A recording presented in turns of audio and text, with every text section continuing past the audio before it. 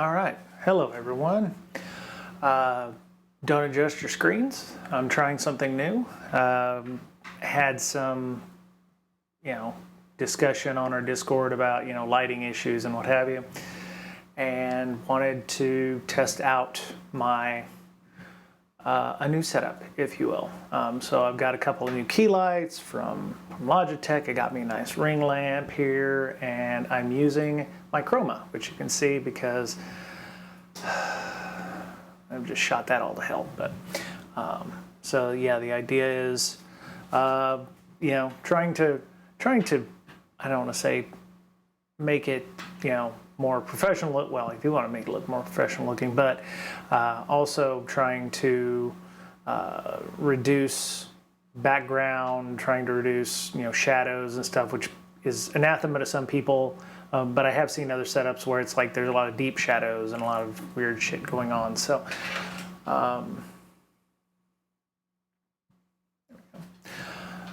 been testing a few things out.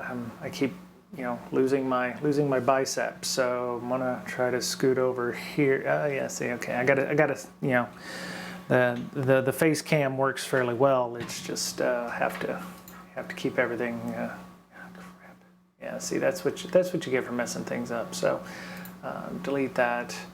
1 second. Going to change the gullibility, social engineering, and some news. There we go. I'm not even streaming this on YouTube, I don't think. That's just how messed up I am today with it. Oh no, I am. Okay, great. I'm Brian. Hi, it's Tuesday, and so yeah, also testing out a new setup with my microphone because I found the interview I did with Nicole Sundin, excellent discussion, but you could hear me breathing through my nose. So it's what I do. It's agonizing, and it's what I do. So glad everybody could join me today. Like to thank Average Atlas Gaming for following us 53 minutes ago. G Gautier 714 and OO Lucy 4 followed us. So thank you so much for the follows. Appreciate that. It is September still. And we are, I think subscriptions are somewhat discounted. So I think you can go and subscribe here at the bottom of the page for a discount on the the subscribing. You can still use your Amazon Prime for subscribing to us as well. It doesn't cost you anything if you have an Amazon Prime subscription, and we get a kickback from them on that. So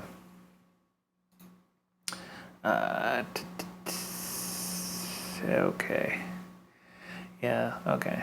So sorry, I've been dealing with about 8 different things at work today, so I wanted to make sure that I'm keeping up on that. So did a lot of work on my setup as well, not just with the green screen here in the back, but simplifying things on my desk, sound, audio, and stuff. So I'm hoping that will make things a lot easier and a bit cleaner for me in the long run. So we talk about some news today. If anybody's got anything they want to discuss, we can definitely talk about that as well.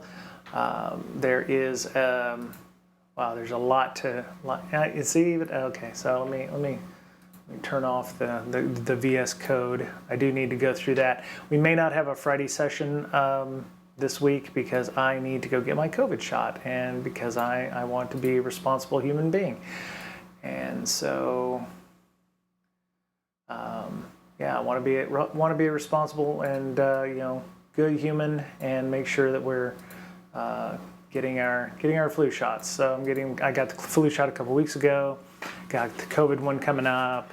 So there was a lot of news, and I saw this news bit here from someone called the Nimble Nerd about when good traits go bad. A lot has been made on what apparently the attackers for MGM Casino have been interviewed by somebody.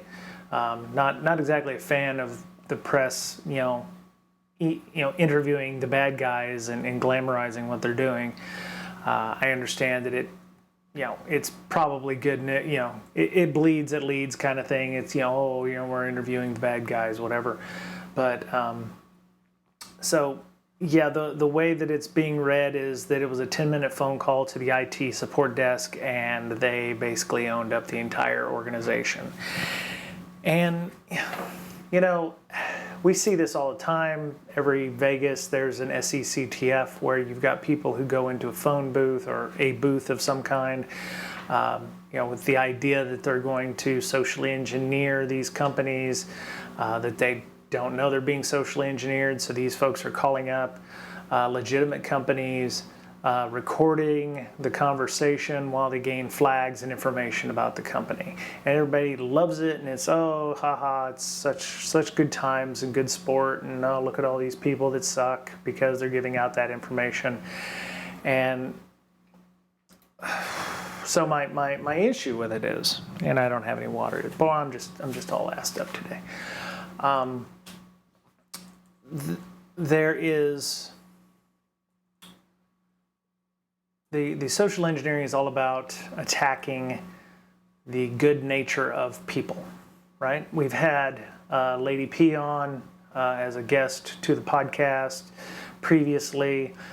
She shared some legitimate audio that she had from her call centers because of where she works, of somebody who was attempting to fraud the company using social engineering techniques. These techniques happen more often than not because the people that are being targeted, their job is to help the customer. The customer being who they believe, they trust on the other end of the line as somebody legitimately in need of assistance. And because of how IT help desks and call centers are geared towards the best customer service possible, the customer's always right. It's not hard to craft a narrative and call up these places to say, help, I need help, my stuff is completely busted, I'm an employee, on travel and my laptop's not working. Can you help me get into it? Yeah, sure, And they got this whole script, and, they gather OSINT on people by figuring out where they work. You can find, we've had Joe Gray on talking about how you can harvest these kinds of things all over the web. You can find out things like email formats, and you can figure out phone numbers to help desks, because some companies are like, if you need help, here's the number, or it's an unpublished employee-only site that is indexed somewhere or put in the Internet Archive to the point where anybody searching for those kinds of things can find that information. So what we have is people who are doing their jobs because often their metrics are such that, I have to provide excellent service to you or I'm not going to have a job anymore. We see this with email and phishing training as well. I'm HR, I have to open up PDFs. I'm a call center, I have to answer calls, I have to help people. There's, this person says, there's something called gullibility, but I think sometimes, depending on the type of organization that is being targeted, the metrics of that override anything that that team is working on. So that makes them open to vulnerability, to social engineering tactics. So yeah, the big bad wolf tricked the innocent IT help desk worker into handing over the keys of the kingdom. Simple 10-minute phone call. So, I think that there's some people legitimately who want to help people. They do this job because they enjoy helping folks. So the MGM Resorts fell victim to social engineering attack. Hackers manipulate IT help desk worker into giving up sensitive information. I feel really bad for the help desk worker, and I hope that nothing bad has happened to that help desk worker. It would be unfortunate if that person was let go because they were doing their job. Unless there's a history of it, or that person is, I don't know, but it feels like there should be some 21st.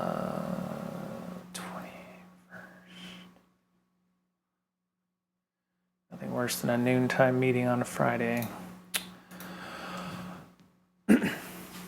It's, we're so tied around metrics and efficiency, like this person said, talk about efficiency, but there's a good bit of, if I don't do a good job and somebody reports me, then that hurts my metrics, that hurts, my evaluations. It's almost like the Uber drivers, if you take a drive with an Uber person who drives for Uber, you give them 1 star. They didn't do anything wrong. The person who got the 1 star doesn't know what they did wrong. The company only sees that, hey, some Joe average person like me gave this person 1 star. That means this person's bad, right? I think it would be interesting to see the complete write-up on this, and I hope we do. But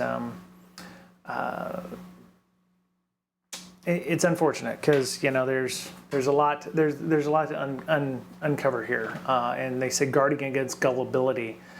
There's some red flags you can watch out for, and usually large download files or suspicious shortcuts. A lot of it comes down to a gut feeling. You have to train yourself to be a little less trusting and a little more questioning. The problem I have with this is, does this person behave in a trustworthy manner? Well, the social engineering is all about generating trust where there isn't one, or making somebody go left when they should have gone right. And they use things like urgency, or appealing to the humanity or the mercy of the person, and the empathy of the person in the help desk is, hey, I want to help someone. And if I do this for them, then they will be helped, and they will, thank me. And, there's a lot going on here with regards to some of these things. Oh, so you can go look at, they're still digging out from this. Also, Caesars also had an outage, or they did. I don't think it ended up in the news, but they ended up putting it in their SEC filing, where they ended up paying the bad guys to get their information back. $24 million, I believe, something like that. So it's just interesting to see the the casinos are, I guess, the new hotness now to get hit. I'm sure there's some emails being sent out to help desk employees or what have you to, read your engagement, read your decision trees, and make sure that you're following those to the letter. But yeah, I would love to see the metrics, or I would love to see people reviewing the metrics to go, okay, call center folks are based on how many minutes they're on per call. Those kinds of metrics. And it's like, okay, if I give them the information they need and I get off the call with them and I can do it in 90 seconds, then I win, right? The call center person's like, yeah, I got my average, that kind of thing. I helped this person and I got my average, awesome. And it's like, well, the information you gave them just allowed them to ransomware the environment. Oh yeah, that's bad. And then that's like,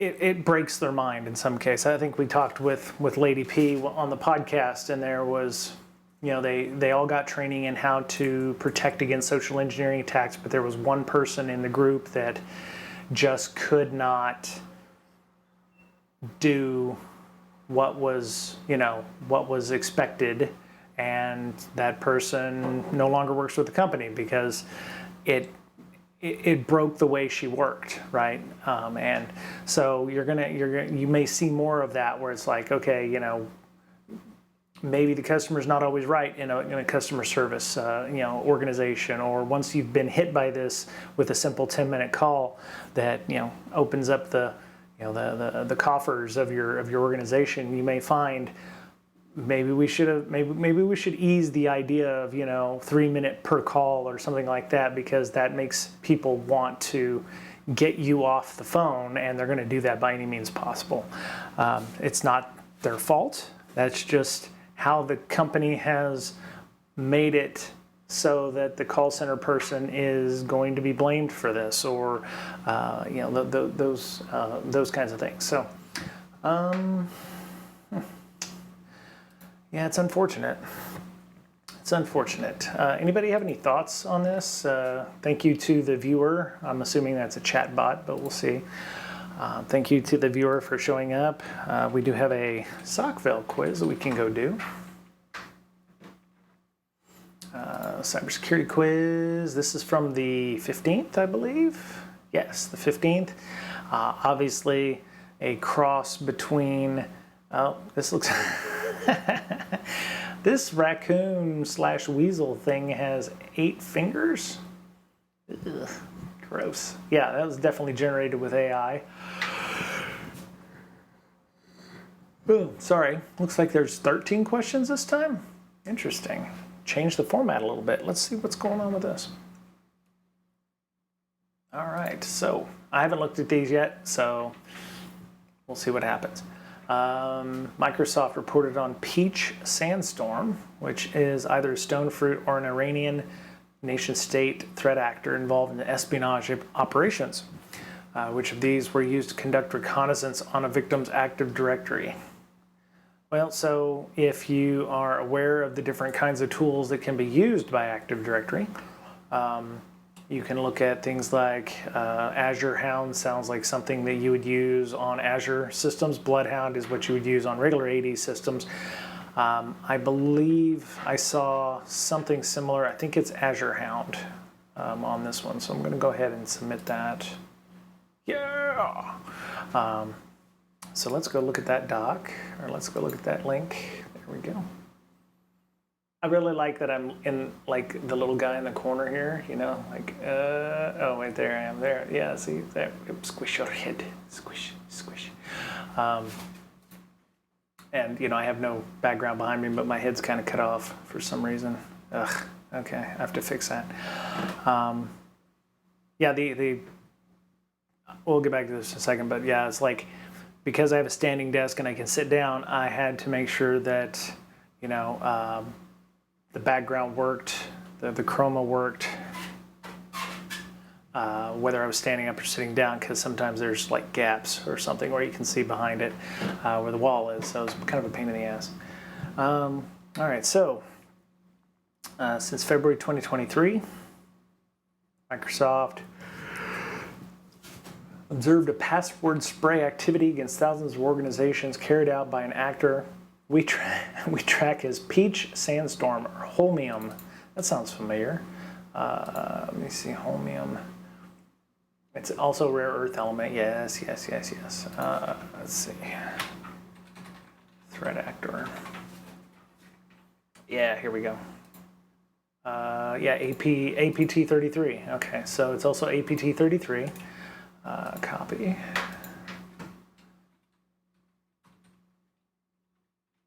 There you go. So yeah, that one's in 2019, so that happened in pre-pandemic times. So they've been active since, wow, they're old. They're almost a decade old, this threat actor. They target firms in the US, Saudi Arabia, and South Korea, but they're Iranian, so that's kind of interesting too. So, all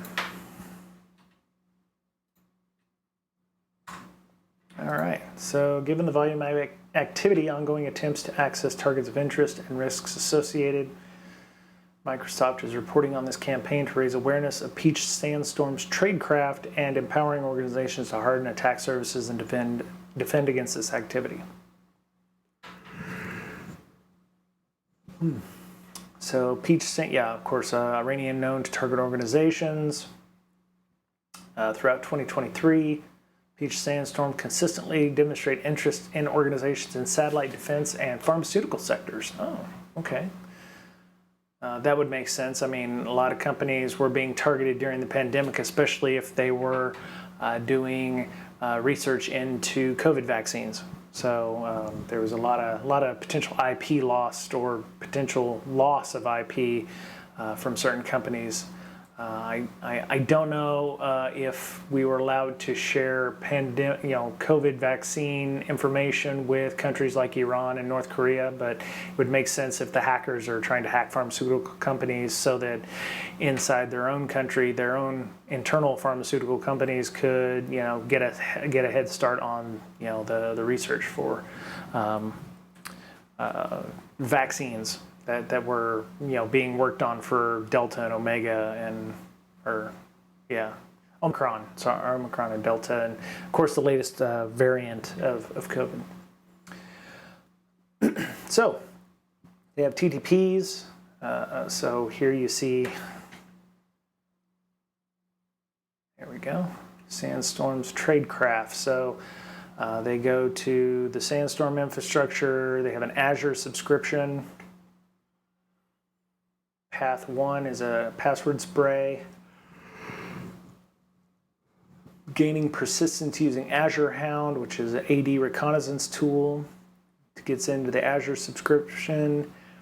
Either they go through creating an Azure subscription or they go directly to creating persistence, getting your golden SAML tickets, execution and persistence. Or, the other path is they just exploit something in like Confluence or Manage Engine. So if you have that in your environment, that's another way they might get into your systems through lateral movement, persistence. So they do an identity compromise, platform for new attacks, recon. Resource access, and then identity compromise. So they have an OODA loop of their own. So even a single compromised account could allow an adversary to conduct recon, move laterally, or access sensitive resources without attracting attention from defenders. Long-running password spray campaigns offer insight into adversaries' pattern of life. So there you go. That's 1 day. Okay. So this is like a regular 9 to 5 job, right? So they say the activity occurred almost exclusively between 9 a.m. and 5 p.m. Iran Standard Time, IRST. So, you come in, you get your cup of coffee, you sit down, check your email, and then get to work hacking on, Azure instances all day until 5 p.m. And then you get up, go home. Well, I don't know if they have coffee there. I would assume they have coffee. Is there a lull for lunch? Oh man, they work through lunch. Well, maybe there's a bit of a lull around 2 o'clock Iran Standard Time. But it looks like they work all the way through lunch. That sucks. Then you get that, that 4 o'clock in the afternoon, that last minute, banging it out at the end of the day. You got your targets. You're going to just throw a bunch of stuff at something, and then okay, that didn't work. So then I go home. Or maybe there's an overlap with the evening shift. So maybe 3 o'clock, the evening shift comes in, 3 to 11. So you've got your evening shift that, is trying to work out some things that didn't happen during the day. Then they close up shop at, 9 o'clock p.m. So that's kind of funny. Sunday. Okay, so Sunday there would be, I guess they start their day. So they work a 4-day work week, maybe, and then these folks are contractors, so they don't live in Iran, so they don't have to worry about Thursday, Friday, or Saturday. So maybe they should let their people know that contractors are underperforming. So anyway, sorry. So Azure Hound, I don't know what Azure Hound is. I would have thought it was a Bloodhound derivative. Yes. Okay. So good. So good job, Bloodhound folks, for creating Azure Hound. Iran thanks you. Make sure that you send all your love over to the Bloodhound folks for making sure that shit's available to the bad guys. It is something that bad guys are using. So good on them. Good job, folks. Road tools. I don't know road tools either. So another collection of AD tools for offensive and defensive security purposes used by bad guys. So again, good job, this developer, for helping Iran, maintain themselves. It's MIT licensed, so they're just using what was given to them. So, and of course, no guarantees or warranties, free of charge. Good job, Dirk Jan M or whatever. So, well done you for helping Iran meet their monthly hacking goals or what have you. So, good job. All right, so let's get back to our stuff here. All right, next question. Which U.S. casino chain recently paid a ransom in the hopes of avoiding the online leak of customer data stolen during a recent cyber attack? That would be Caesars, as we mentioned earlier. I did read that one. Yeah, so somebody thought it was MGM. A lot of folks thought it was MGM. They did get hacked, but their 10K, I think it was a 6K filing that they have to do now. And as we heard from Nicole, there's going to be additional reporting now about cyber capability in your organization from the SEC starting in probably 2025, late 2024, whenever you have to file your 6K or your 8K or your 10K. To make sure that you have some kind of security in place. I don't know what that looks like, but yeah. So okay, so yeah. Okay. I'm just checking audio. So again, I've been futzing with a lot of things. I wanted to make sure everything works. So yeah, as mentioned, yeah, their 8K form filed by the U.S. SEC. Securities and Exchange Commission. And these are public knowledge, so they're open to the public to be able to be reviewed. While no company can ever eliminate the risk of cyber attack, we believe we've taken appropriate steps working with industry-leading third. Somewhere in this document, sophisticated was used. Let's see where it says. We recently had suspicious activity in its IT network resulting from a social engineering attack. So they had something similar, I think, at MGM, a social engineering attack on an outsourced IT support vendor used by the company. So this wasn't a direct attack to Caesars. It was a third-party vendor who got hit with customer-facing operations, including our physical properties and our online and mobile gaming apps, have not been impacted by this incident and continue without disruption. Okay. After detecting the suspicious activity, they don't give a time frame as to when they finally detected the suspicious activity. They activated their IR protocols and implemented a series of containment and remediation measures to reinforce the security of our information technology network. As a result of our investigation, on 7 September, we determined the unauthorized actor acquired a copy of our loyalty program database, which includes driver's license numbers and or social security numbers for a significant number of members in the database. They don't mention numbers. So you should pretty much assume the entire database has been yanked. Significant number equals all, right? So. Unless they tell you 150,212 got hit, the best you can say is, yeah, the whole database got yanked, and well. Mm-hmm.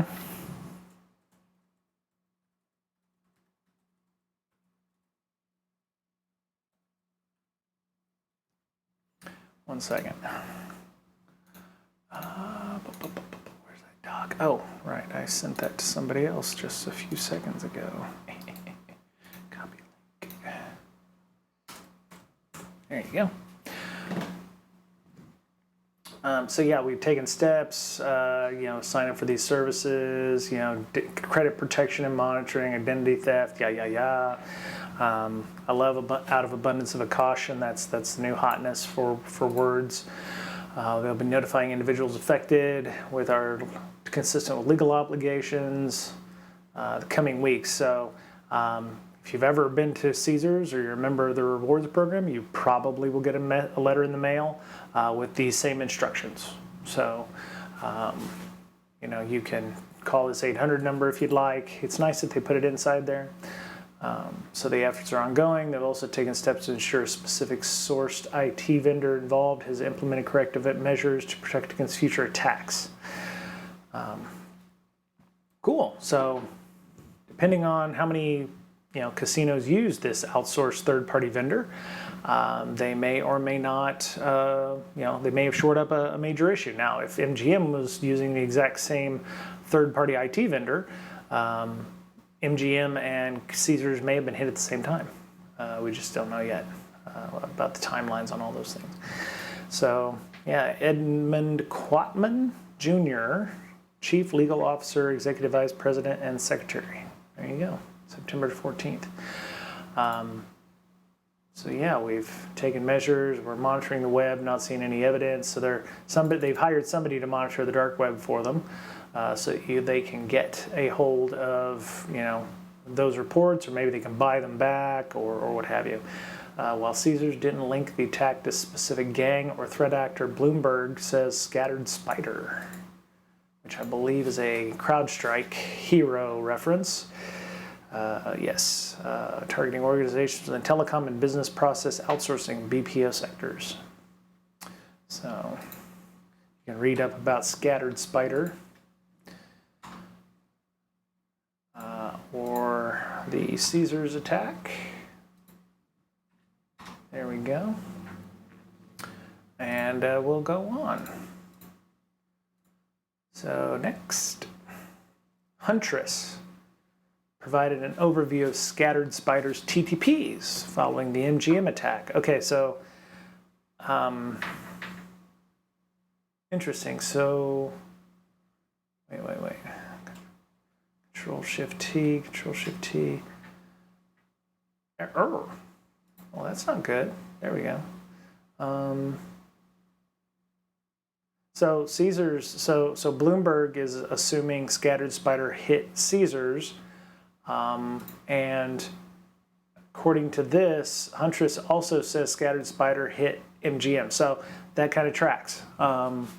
Maybe they share the same IT vendor. Maybe they share the same, third-party IT outsourcer. Maybe they were able to. Maybe this isn't the last casino that we'll see that that uses these third-party vendors. So they managed to hit everybody at the same time. What, according to Huntress, is being increasingly targeted by adversaries as a mechanism to evade or circumvent security controls.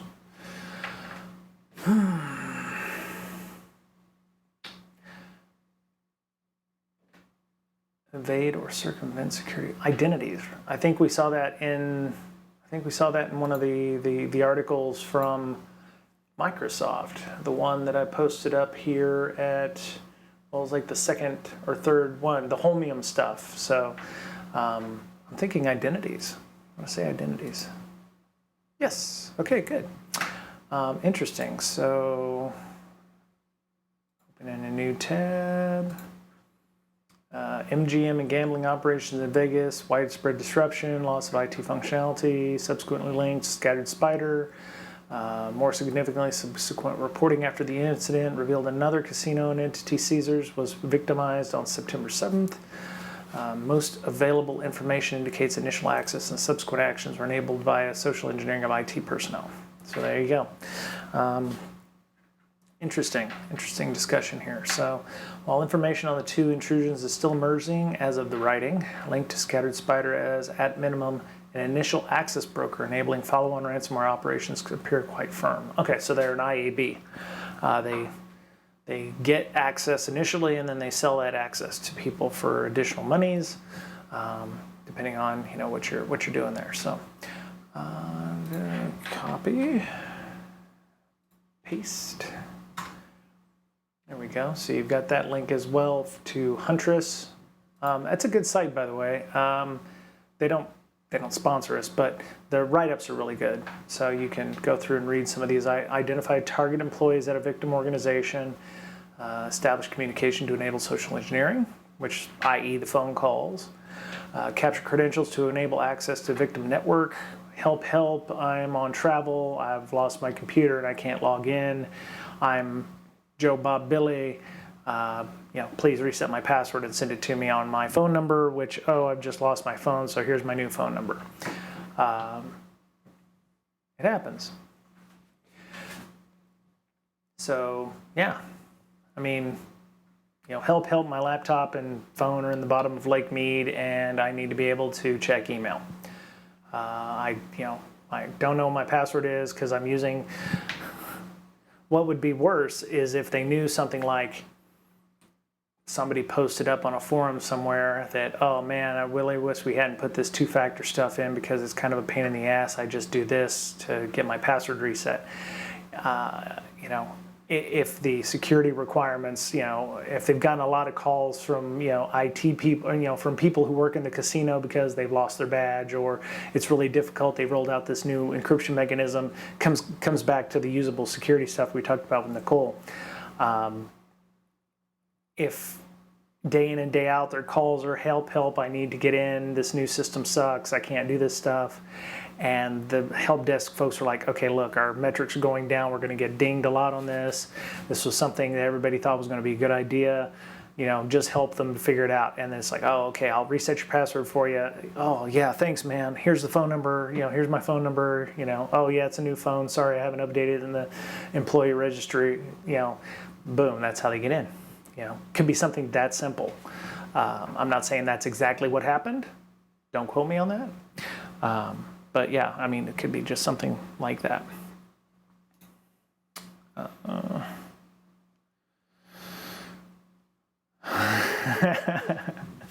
Okay, sorry, it's a word thing.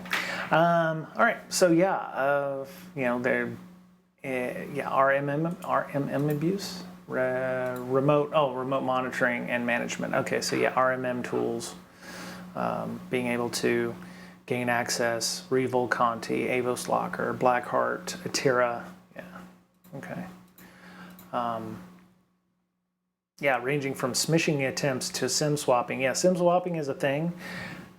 I love people who are like, yeah, take a burner phone to Vegas, SIM swapping is a thing. It's a super targeted thing. Like, you have to be picked off by the bad guys to do that. I don't think you can do, and if somebody's listening or watching or hearing my voice right now, please tell me that SIM swapping at scale is a thing. Like, you can do 10,000 of them an hour or something like that, or you can target a whole organization and SIM swap everybody. I still think SIM swapping is ultra targeted. Like, they have to know you, they have to gain a dossier on you to do the SIM swapping bit. I could be wrong. I don't work in that world, but it feels like it's a very onesie-twosie thing and it cannot be done at scale. So if you are a victim of SIM swapping, you've been targeted. It's not a drive-by thing where Joe Dog Walker can just walk up and SIM swap your phone. There's a bit of work to be done to make that happen.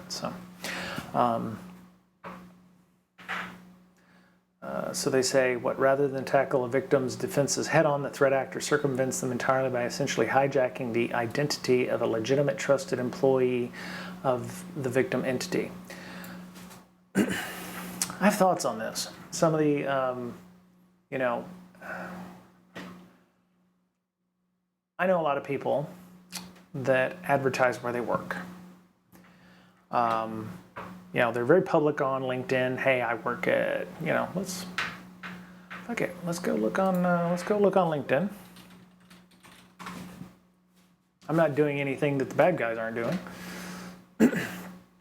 All right, so let's search MGM casinos. There you go. I mean, here's the chief revenue officer telling us he works at, where he works or where he did work at one time. Sentinel One, yeah, there you go. Dell Technologies. That was a bad example because I don't know why that person's popping up with that, but let me see. Search MGM Casino, hospitality. Okay, yeah, 46,000 followers. View page. Okay, people. There you go. So here's the security manager. Works, Master of Art, yeah, MGM. There you go. Security manager, convention security and special events. S. Michael Salazar works at, MGM Grand, hotel and casino. Worked at Aria before, Luxor the time before that, sports agency for 5 years. This is how they're finding these folks, right? And I'm not even doing a good job. But Director of Security, MSG Sphere. Here's the Director of Security for the Big Ugly Ball in Vegas. Sorry, Mitch.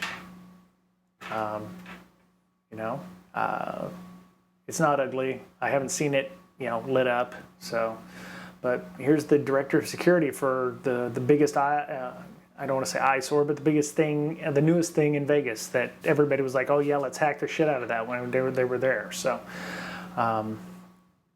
it's just what they do, right? I have posited, because when I don't advertise or work for publicly, now I've met enough people that I tend to talk with folks and kind of compare notes, and some people know who I work for, but I try to tell them in meet space, not on LinkedIn where I work. I find that I don't get a lot of spam. I find I don't get a lot of recruiters hitting me up. I don't get a lot of inbox spam to my work, because they can suss out that kind of stuff depending on where you work and what you do. But I wonder if we weren't so proud about where we worked at, or bragging that we worked at insert MGM or Caesars, would it make a difference? If I didn't know where Dan Herzog worked, because he works at Salesforce, if I didn't know where Dan Herzog worked at, I'm not saying it's I don't want to use the term bulletproof, but it would make it harder for us to figure out where Dan worked at. Now, Dan could say, well, I'm security assurance at blah, and not tell me who it is, and then post up a bunch of stuff. There's behavioral things you can look at on things like LinkedIn where it's like, oh, okay, I don't know where he works at, but 50 people have friended him on LinkedIn and they work at Salesforce. Or 50 people, it's not like, you're not ratting yourself out, but your friends will. It's like, oh, I work, it's great to work with Dan Herzog at Salesforce. It's like, okay, God damn it. It's kind of thing where it's like, you may have, bulletproof OPSEC, and then your mother goes and posts exactly where you work or where you're at, or your family members, or, hey, give me some free tickets at the MGM because I know you work there, ha ha ha, lol. I'm not saying I'm just saying your bar for finding out where people work is here. Not advertising it yourself, maybe a little bit, Maybe if you want to be real paranoid about it, you just, unfriend your family, make it so that you're reducing your social media content. Maybe you don't put your whole name in things. There's a number of things they could do, but I don't understand the bragging on where you work. Sometimes you work at a place and you're not overly thrilled with their politics. So you may not advertise where you work at because you don't want to get the ire of half a dozen people who think, well, because you work at that place, you're a bad person. So that's a rant. Apologies for the ranting, but I'm like, maybe we shouldn't be so quick to dox ourselves, just to brag about, oh, I worked here, like ex Google or ex Amazon, ex Microsoft. It's like, okay, whatever. So you can go check those links out. All right, so we've got a lot to do. So Brian Krebs reported on a cyber criminal going by the name of US DoD, which aerospace giant's sensitive employee data was leaked by the TA. TA? I don't know who TA is. Let me see. Aerospace giant. Okay, so I'm not going to go to Brian Krebs' website, so U.S. DOD. All right, so I don't think Embrower has DOD contracts. If this is really U.S. DOD, so it would be, I'm going to say Boeing.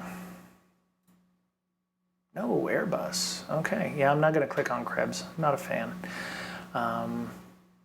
Let's see, stolen Airbus data.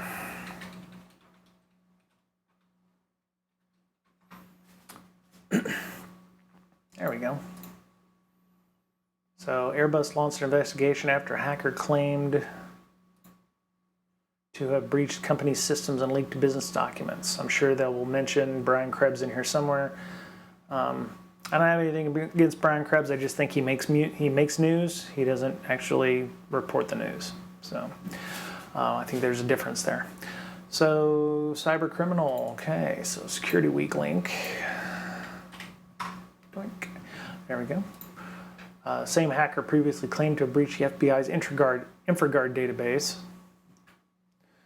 Stores information on 80,000 people, including business leaders, IT pros, military, law enforcement, and government officials. Yeah, I haven't been in InfraGard for years. Hopefully they purge their database from time to time. I think the last time I was in InfraGard was in Austin, so. Let's see, let's double check. Okay, good. All right. Hacker who recently announced joining an emerging ransomware group. So ransomware groups are hiring. I wonder what the interview process is like for folks like that. Let's see, double check here or something. NPR topic for 3,200 people associated with Airbus vendors, including Rockwell Collins and Thales. Okay.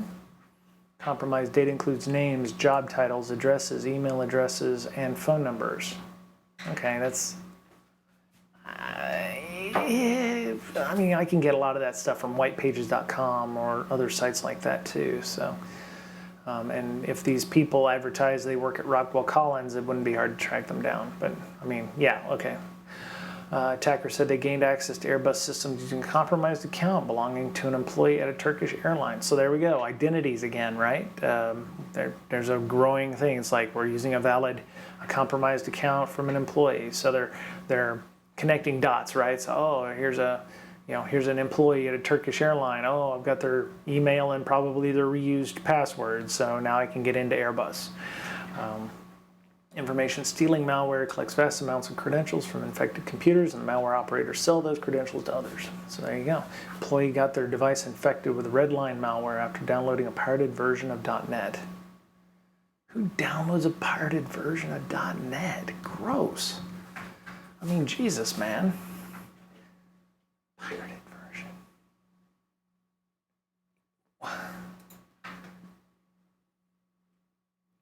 I don't even know where you would...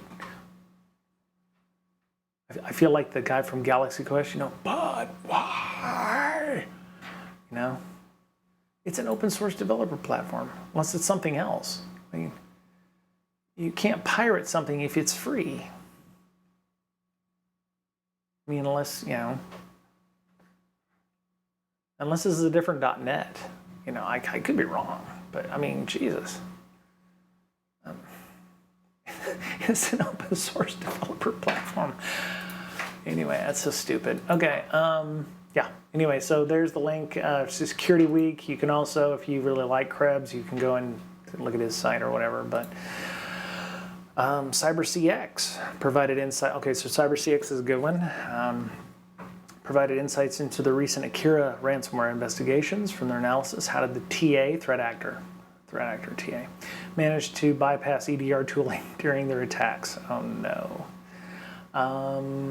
And they disabled the EDR with a GPO. Oh my God, that would suck.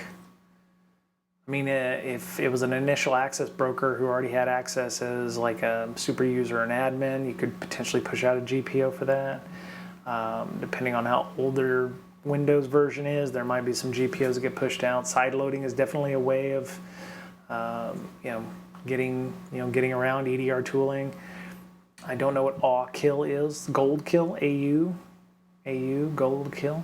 Creating new unmonitored VMs, that is definitely a way you could do that. If you could install VirtualBox on somebody's laptop and then run a VM on that, you could definitely do something like that. I'm going to say it's one of these two. I'm thinking side loading. No, oh, it's the unmonitored VMs. There you go. I didn't know that. Okay. Oh, AU kill, Australia kill? Yeah, anyway. Damn. Well, there you go. DFIR team engaged to assist multiple investigations related to Akira's ransomware group, which has been affecting victims since August 2023. One novel technique we've observed leverages deployment of ransomware onto Hyper-V systems, causing major damage to attached virtual machines.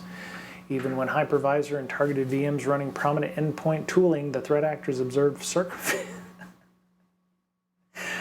by creating new unmonitored VMs on the hypervisor from which they navigate directories on the hypervisor and execute their ransomware. Jesus, that's nuts. Okay, so here's the diagram. Threat actor accesses Hyper-V server with VM files and virtual disks hosted on the drive, right?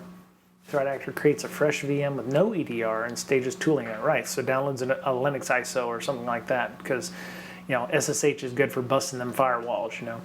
Turns off any active VMs to unlock the disks, okay? But that would mean the person would have to have some kind of access to the system to begin with, right? It seems like that there's a before that we don't have. Threat actor mounts the parent hypervisor server OS and data disk on the new VM and executes ransomware over it. Ah, I see. EDR is alerted but could not block. Okay. Akira limited to scanning the network using Soft Perfect Network Scanner. Okay, I'm assuming you have to pay for that. I don't know. That doesn't look like free code, free stuff. Okay, powerful multi-purpose network admin tool. Okay. Well, it's still supported. Great.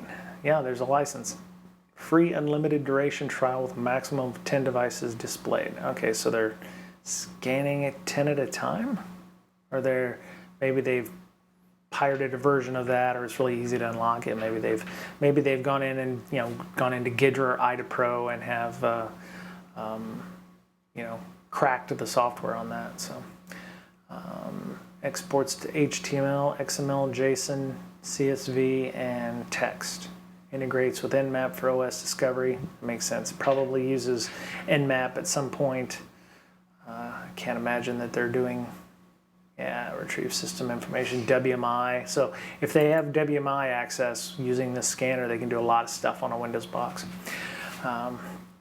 Supports remote SSH. Okay, so depending on the capabilities of what SSH they have, you could actually tunnel through with SSH. Enumeration of data available in Active Directory through adfind, adfind.exe. They use FileZilla, great. Identify sensitive information by uploading it over SFTP. Installing System BC. Don't know what that is. System BC, Fraunhofer.de, okay. It's a proxy malware leveraging SOCs. Oh, okay, SOCs proxy, okay. Yeah. Good stuff. Wow. Must be a slow day, or people just don't want to, be on with me today. Let me go see what's up. Let me make sure I'm actually transmitting. I mean, it's a little late to be, asking that question now, but oh no, I'm live. Okay. It's just no one wants to talk to me.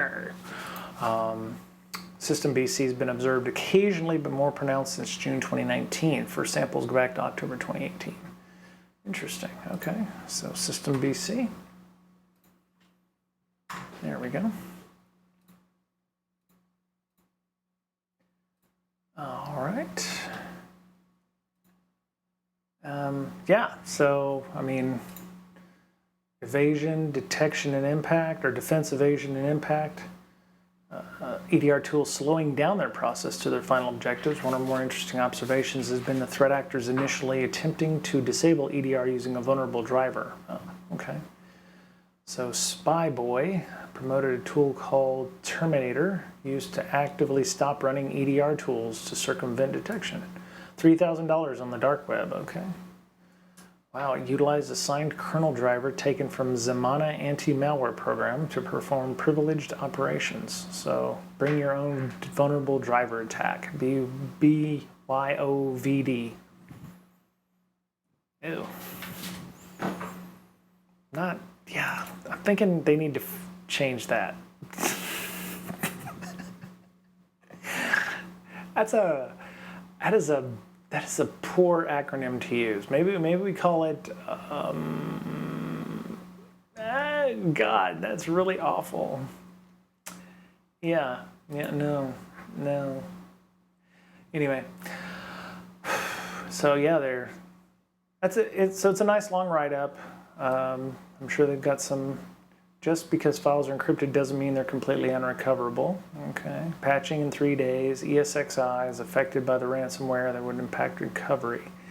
So yeah, here's some event IDs for detection and hunting. So you can go and poke around and look for these if certain things are happening, or if these happen in a certain order, then you should probably take a look at that.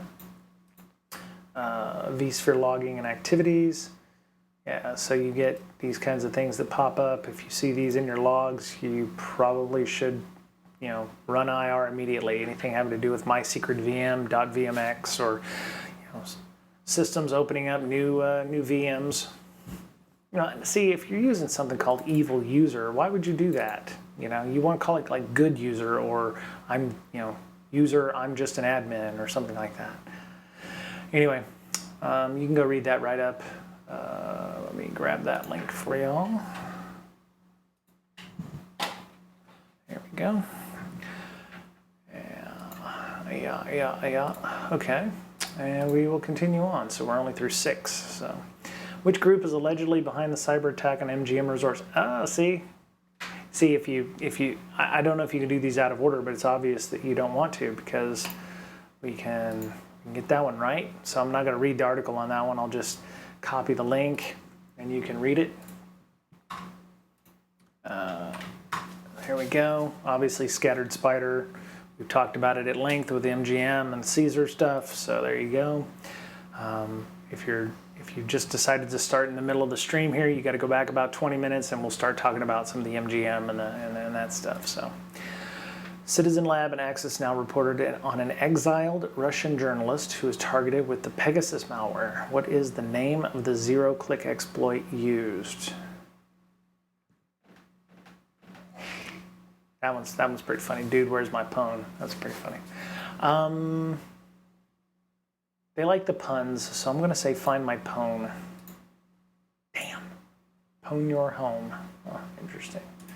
Okay, Citizen Labs.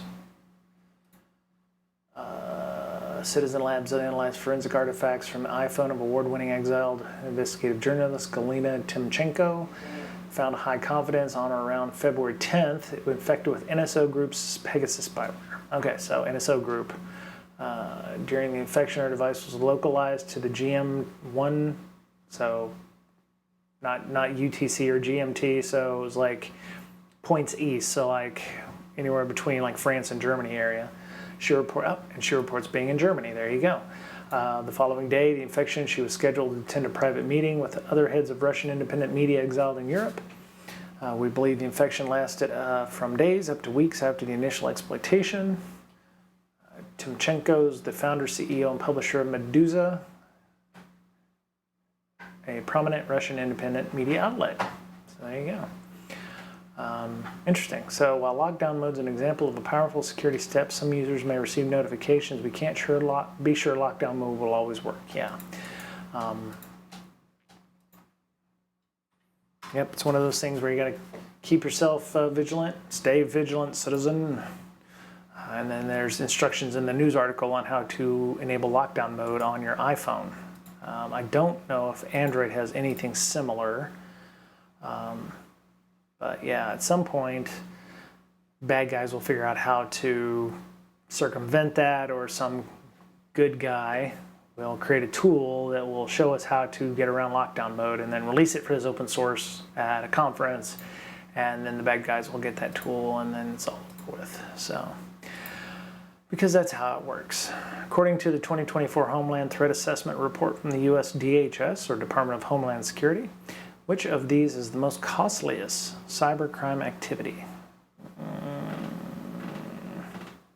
The most costliest cybercrime activity. Wow, yeah, these are all, this one's good. Obviously, we've seen social engineering, doesn't do too bad. Ransomware, social engineering could also be whaling or somebody, hi, I'm the CEO, wire money to this account in Beijing.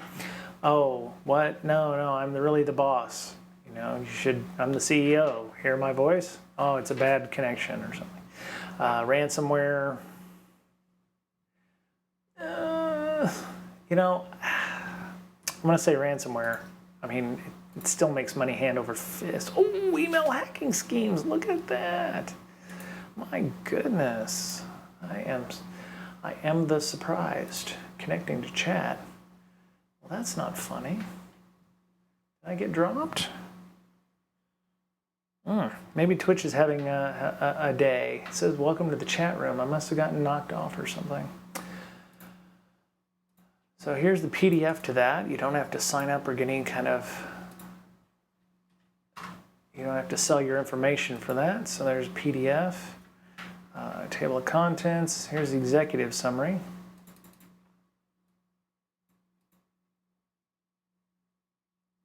There we go. So, Al-Qaeda and ISIS, climate change, uptick in physical attacks on critical infrastructure. We expect the 2024 election cycle to be a key event for possible violence and foreign influence. Duh. Public safety and security, terrorism. So yeah, this is not just talking about email attacks, but other things like fentanyl seizures, meth, cocaine, heroin. It's amazing, fentanyl and yeah, it's getting nuts. But methamphetamines is still ugly and nasty out there. So illegal drugs, misinformation, malinformation. Malinformation is false, inaccurate, or misleading information that is spread. Oh, crap. Still learning. My God, yes. Regardless of the intent to deceive, an adversary's intent can change misinformation to disinformation. Okay, interesting. So they have different definitions for things. So, all right, let me see if we can get through this. All right, email hacking schemes. That was the DHS site. All right, next. Wired reported on Symantec's findings of a Chinese hacker group who targeted an Asian country's power grid. What is the name given by Symantec to this group? Panda. No, Symantec doesn't call them pandas. That's CrowdStrike. So I can assume that it's not Amber or Power Panda. I'm going to say Red Wasp. No, but I was right. Yeah, see, it wasn't pandas. Symantec would not share the same naming scheme as another competitor. So yeah, Red Wasp, Red Fly makes sense. Okay, so Wired, Red Fly, CyberGrid attack Asia. Signs suggest culprits worked with a notorious hacker group that may have also attacked Indian Electric Utilities earlier in the year. APT41. Okay, so APT41 is also known as barium. Okay, right. They've targeted U.S. Chinese U.S. networks, state networks, as in 2022. And Mandiant calls them APT41. CrowdStrike probably calls them something else. APT41. Oh, see, Google to the rescue. It is called Wicked Panda. All right, so they're Wicked Panda or Group 0096, according to MITRE. You can go and grab that link. Here we go, copy. Gotta grab that. I'm going to dinner at 5 o'clock tonight, so I want to make sure that we're available. So I'm gonna be bumping off here in about the next 10 minutes. Thank you all if you're watching the VOD. Appreciate that. Since it appears that it's a little quiet around here in you know, the times being what they are. So turn off that, there we go. All right, so Europol released a spotlight report entitled Cyber Attacks, the Apex of Crime as a Service. Which of these are deemed cyber's most prominent threat? Well, since we saw earlier in the questions that email-based attacks are the most costly, I'm going to say business email compromise. Oh, damn. Malware-based cyber attacks. Interesting. Okay, so this one doesn't have a link. I'm going to go ahead and copy that. Here we go. Open and link in a new tab. All right, so there's a PDF. They put spaces in the file names because they're heathens. So apologies if that doesn't come across correctly. Cyber attacks as a service. Wow, so you got some reading. There's a 20-page doc, or at least a 20-page doc. Bulletproof hosting, API server, affiliates, droppers, end-to-end encryption, fast flux. Malware-based cyber attacks remain the most prominent threat with a broad reach and significant financial impact on the industry. But anyway, so it's, depending on which report you read, it's either malware-based cyber attacks or business email, gathering or something like that. The Homeland Threat Assessment, that was one, the other PDF. All right. So, oh, we're done. My bad. I didn't do very well. As always, make sure, send the person who does this, a nice coffee, if you will. If you found value in this, don't send it to me. If you found value in this and getting your news, this makes me sad. I'm gonna skip that. Oh God, I suck. Yeah, one of these days I'll get good at this. I haven't.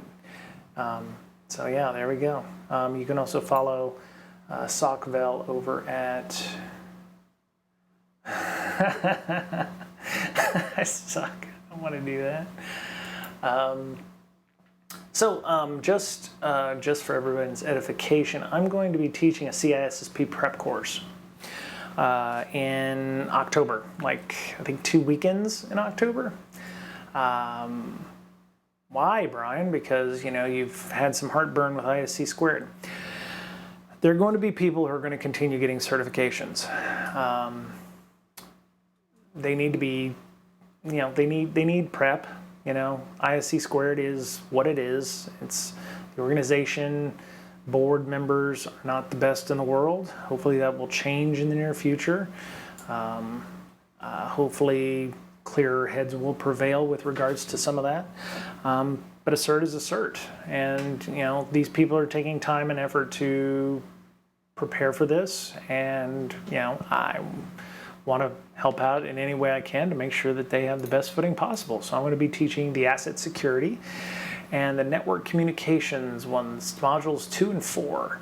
So that will be the first week.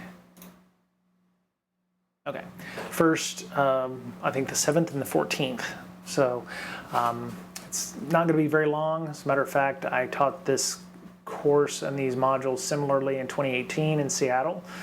The organizers up there said, hey, let's do it again. I was like, great, there's one problem. I live in San Diego now. And they're like, oh no, cool, we got a virtual component. I'm like, okay. So I'm going to be here talking to people about the ISSP, preparing them and teaching them through the ISC squared CBK on, what to go through. The funny thing is I had the fourth edition of the book, and I bought the 6th edition thinking, oh, there's going to be huge changes to, the system. Module 2 is almost a complete word for word from the 4th to the 6th edition, so they've put out 2 editions since then and nothing has changed. I'm through part of module 4 and I haven't seen a huge change there yet. I'm hoping that they've added some things, maybe cloud security or some of the other things that have come out recently with containerization and those items.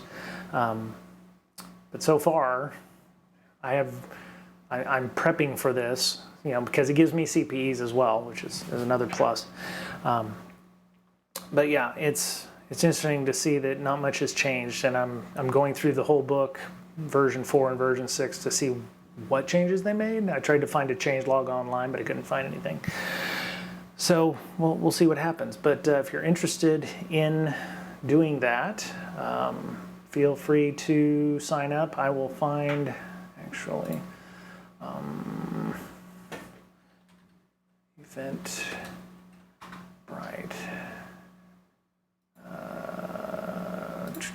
Wait. One of the organizers sent me the link.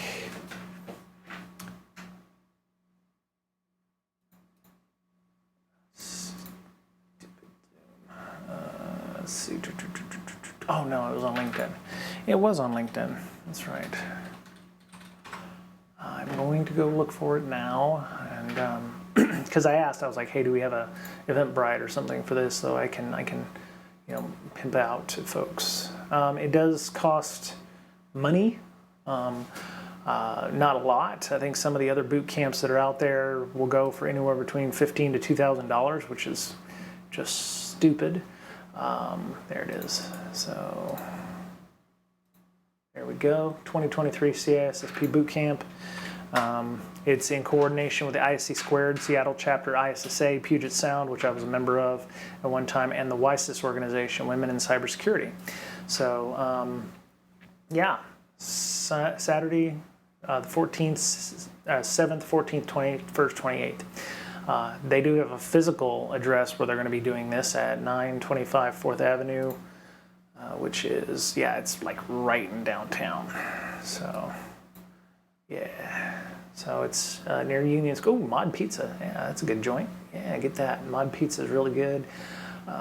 Freeway Garden, Sheraton. Oh, Seattle. Okay, it's near the convention center. So if you've ever been to PAX or anything like that, it's around that area.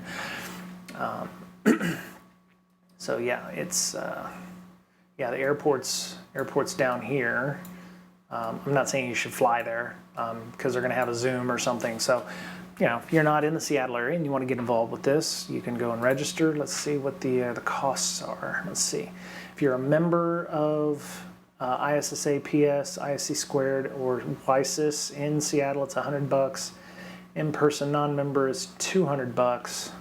I did ask the organizers if you're an ISC Squared member or an ISSA member or a WISIS member elsewhere. Do you get any kind of discount on that?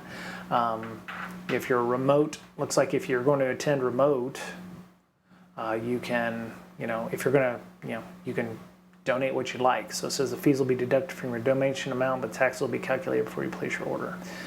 These tickets are exclusively for remote attendees we will be hosting on Zoom. It's nice that they're trying to do the honor system here, but so yeah. I mean, if I was local to Seattle, what would stop me from doing the remote attendance over Zoom and just paying what I want? So it's obviously the cheaper option, but yeah, you can sign up for this if you'd like. And actually, you would save money if you went to ISSA's website, like the global website, and became a member of ISSA Puget Sound, because I think it's $35 to join their membership for a year. So you could actually save $60 if you registered as an ISSA Puget Sound member and, well, you were in person. So, but if you're an in-person non-member, I think that's what they're trying to do. They're trying to get you to sign up and become a member of one of these organizations so that you could, get the discount. So donate $35 to ISSA or whatever ISC Squared or WISIS has for membership dues, and then you'll save yourself anywhere between $30 to $50, depending on how much it is for each one of those. So just something to think about if you're doing that. And if you're a CISSP and you need CPEs, it's going to be 5 hours a day, so 8 a.m. to 1 p.m., so 5 hours a day times 4, that's 20 hours. So if you need CPEs, it's a cheaper way of doing it. So there you go. Just something to think about. So anyway, I'm going to go. I'd like to thank the one viewer we had. I don't know if it's a chat bot or whatever it is, but thank you again for being here. Thank you for watching the VOD. If you're watching this and I'm not online, if you have any questions, feel free to hit me up on Mastodon, Brian Brake at mastodon.social. You can join our Discord by going to Bang Discord, and that's our vanity link. If you are on, if you want to join our Slack, one, you have to agree to our social contract. We have moderation on both the Discord and the Slack, and we, will not hesitate to block people or ban them. You can use this link. It will expire. Hello, IPO. Welcome. Glad you could be here. Thank you. Sorry, I'm just about to leave, but thank you for coming and joining. And yeah, thanks again. You can hit me up on Mastodon, or I'm still on Twitter at Brian Brake, and we'll get you an invite link for the Slack. So, all right. Hope everyone has a good day. Take care of yourselves. I may or may not be on Friday. If I am, it's going to be a really short time because I've got to go get a COVID shot at 4 o'clock Pacific time, which is about 30 minutes into my normal, or about an hour into my normal stream. So maybe not Rust. I don't know. We'll see. So hope everyone has a good day, and talk to you soon. Bye.